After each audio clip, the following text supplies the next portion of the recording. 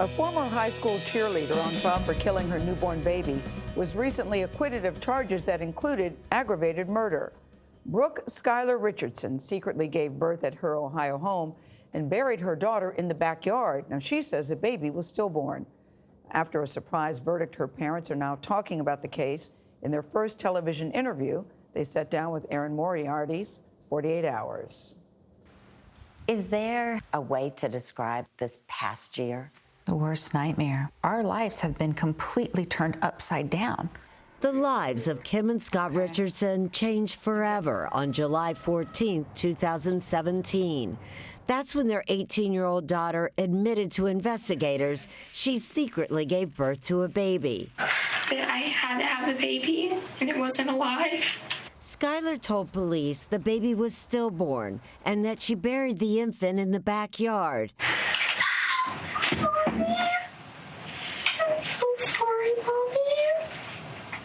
This is the deeply poignant moment inside a police interview room when Skylar's parents learned the details for the first time. How could that happen? I've seen her every day. I look at her, I talk to her, I hug her.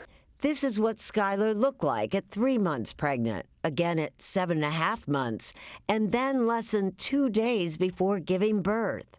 I mean, we missed everything. We missed everything. Her parents say they thought she simply looked healthy after years of struggling with a debilitating eating disorder. 12 years old, she wouldn't buy gum because it had 5 calories. I didn't even know gum had calories. How much do you think her weight and eating ruled her life? Oh, 95%. That is her life. But Skylar would rarely talk about it. She's very guarded. Keep a lot of secrets? Yes. But it turned out there was one secret Skylar couldn't keep. After police got a tip from her doctor, Skylar was charged with killing her baby. The motive?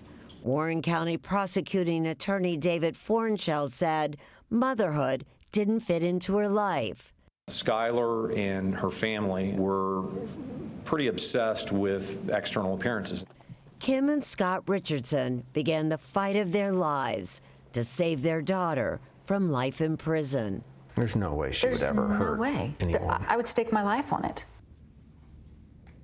Erin Moriarty joins us. Life in prison does seem very extreme under the circumstances. Oh, yes. So can I just tell you that these people really opened up their lives to us? Most of the time, there were no attorneys there. There were no limits to the kind of questions I could ask. I found them very credible, very open.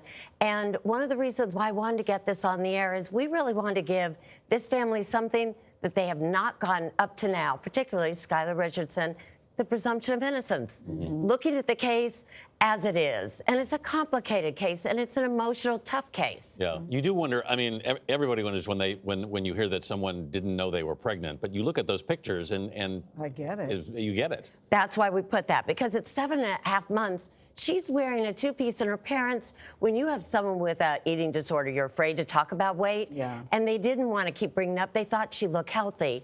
One of the things that really troubled me the most about this case was this pre-trial publicity. It was so negative. It was so prejudicial. Was it on social media a lot? Yes, it was amplified, and it was inaccurate. The prosecuting attorney went public with inflammatory remarks that later turned out to be totally wrong, but then they were amplified by social media.